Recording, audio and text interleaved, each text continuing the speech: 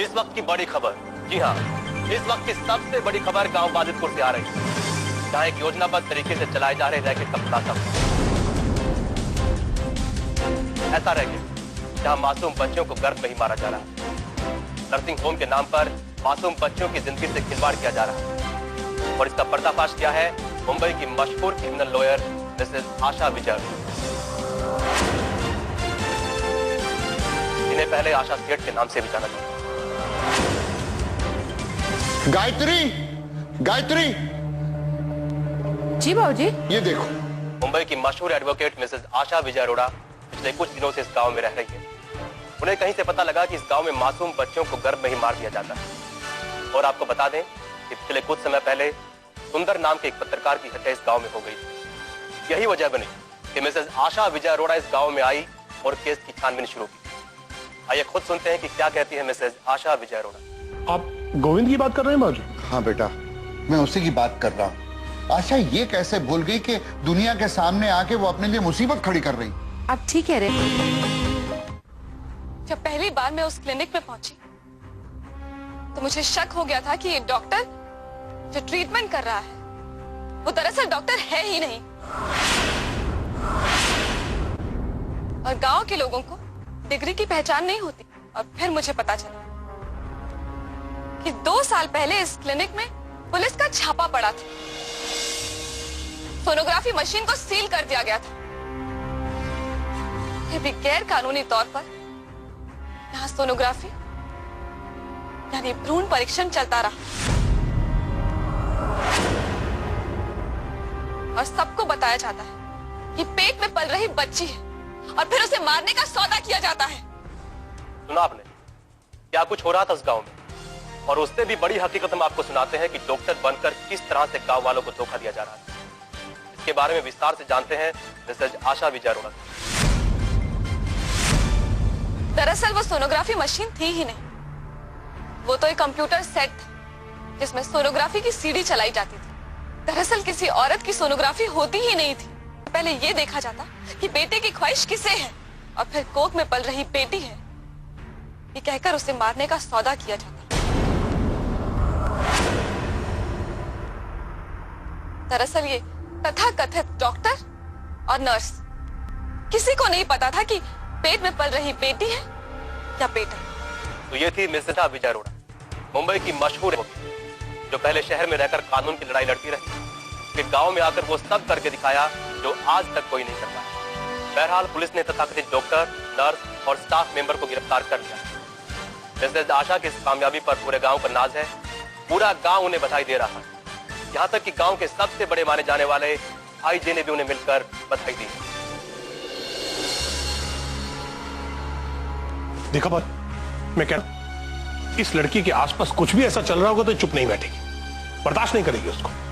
मैं इसके स्वभाव को अच्छी तरह से जानता हूँ। क्या ये सब करने गई आशा वहां पर? सच्चाई के लिए लड़ना, अन्याय के खिलाफ अच्छी बात है, लेकिन वहां जाकर उसे ये सब करने की क्या जरूरत थी, जबकि उसे मालूम है उसका साथ वहां पर कोई नहीं देगा। तुम साथ देने की बात कर रही हो बेटा? मैं तो ये सोचकर परेशान हूं कि जिस बात के लिए मैं निश्चित था कि सुहासिनी, आशा और पल्लवी ऐसी जगह गई हैं जिसके बारे में किसी को नहीं पता, अब वो सारी दुनिया को पता लग गया। और उसे भी पता लग गया होगा जो उनसे बदला लेने की फिराक में। आप गोविंद की बात कर रहे हैं बाबूजी? हाँ बेटा, मैं उसी की बात कर रहा हूँ। आशा ये कैसे भूल गई कि दुनिया के सामने आके वो अपने लिए मुसीबत खड़ी कर रही। आप ठीक कह रहे हैं बाबूजी, ये बात परेशानी की तो है, लेकिन मेरी एक बात समझ नहीं आ रही। हमने आशा को बार बार समझाया था कि वहां किसी के साथ कोई मतलब मत रखना, न किसी से दोस्ती करना न दुश्मनी, लेकिन ये लड़की समझती ही नहीं। वो किसी की सुनती ही कहाँ है। जो धुन सवार हो गई बस करके ही रहेगी। आशा तो आशा, पल्लवी भी अब उसके जैसी हो गई। अरे उसने आशा को रोकने की कोई कोशिश भी नहीं की होगी। देखा गायत्री, देखा तुमने? अब मेरी समझ में आया कि आशा इन सब चक्रों में पड़ी थी जिसकी वजह से वो हमें पल्लवी के बारे में बता ही नहीं सकी, फोन नहीं कर सकी। अब आप बताइए बाबूजी, क्या करना है? क्या करना चाहिए ये तुम लोग बताओ। क्या करना चाहिए? इस लड़की ने तो अपने आप को खतरे में डाल दिया। बाबूजी पता नहीं इसकी सोच कब बदलेगी। आप उससे फोन कीजिए और उससे पूछिए कि उसने आगे के बारे में सोचा क्या है। सोचना क्या है? अब आशा का गांव में रहना खतरे से खाली नहीं है। बाबूजी, मैं तो कहती हूँ आप फौरन उन सबको यहाँ बुला लीजिए।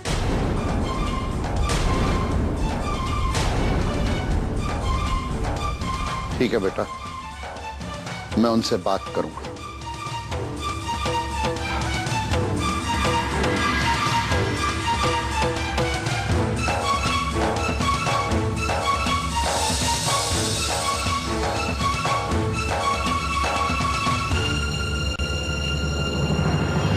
सबके दिमाग में एक और बात आई कि अगर आशा यहाँ है तो पल्लवी कहाँ है?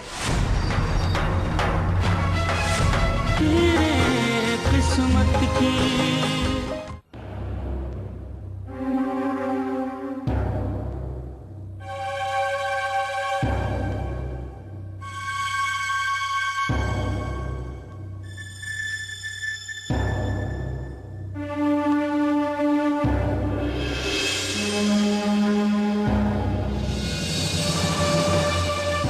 अरे तुम दोनों को ये हंगामा करने की जरूरत ही क्या पड़ी थी? मुझे कुछ बताया भी नहीं और न जाने क्या क्या रिकॉर्ड करके आ गई। अगर उस डॉक्टर का पर्दाफाश करना ही था तो भाई जी का सहारा लेकर किया जा सकता था, लेकिन तुम दोनों ने तो न जाने क्या क्या हंगामा खड़ा कर दिया। वो पुलिस, वो मीडिया। माँ, जितनी खामोशी से ऐसे मामलों पर कार्रवाई की जाती है, उतनी ही खामोशी से ऐसे मामले दबा दिए जाते हैं, रफा दफा किए जाते हैं। इसलिए मीडिया को इन्वॉल्व करना जरूरी था। तुम दोनों एक बात भूल रही हो, हम लोग यहाँ एक खास मकसद के लिए आए हैं, मीडिया के सामने पेश होने के लिए नहीं। मैं जानती हूँ माँ, पर आपने देखा ना, आते हुए गांव वाले कितने खुश थे, हमें बधाइयां दे रहे थे। मुझे किसी बधाई की जरूरत नहीं है। जाने दो ना, इस बात का खुलासा अगर आज हम नहीं करते तो ना जाने कितने बच्चे मारे जाते। हाँ माँ, ऐसे ही मैटरनिटी होम, ऐसे ही हॉस्पिटल देश के दूसरे कोनों में भी चलाए जा रहे हैं। लोगों को बेवकूफ बनाया जा रहा होगा, पैसे ऐंठे जा रहे होंगे। हाँ माँ, इस खुलासे के बाद उन लोगों की भी आंखें खुल गई होगी जो बेटे की चाहत में बेटियों को इस दुनिया में आने ही नहीं देते। हाँ बेटा, लेकिन मुझे क्या पता था कि भाई जी की हवेली पर पुलिस और मीडिया वाले होंगे। अगर मीडिया की नजर पल्लवी पर पड़ जाती तो? जाने दो ना माँ, जो होना था वो हो गया ना। तुम समझ नहीं रही हो बेटा।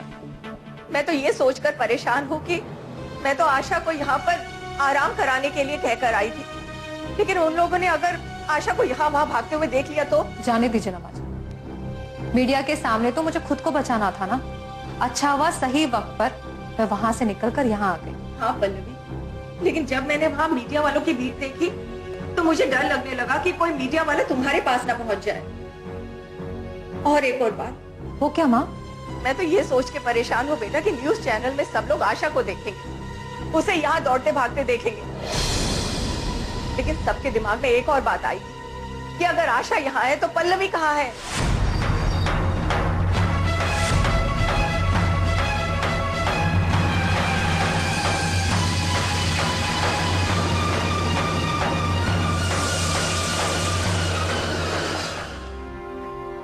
ये देखिए पापा, यही बताने के लिए मैंने आपको फोन किया था कि वहां जाकर भी आशा शांति से नहीं बैठी। ये खबर हर चैनल पे दिखाया जा रहा है और इसे बार बार रिपीट भी किया जा रहा है।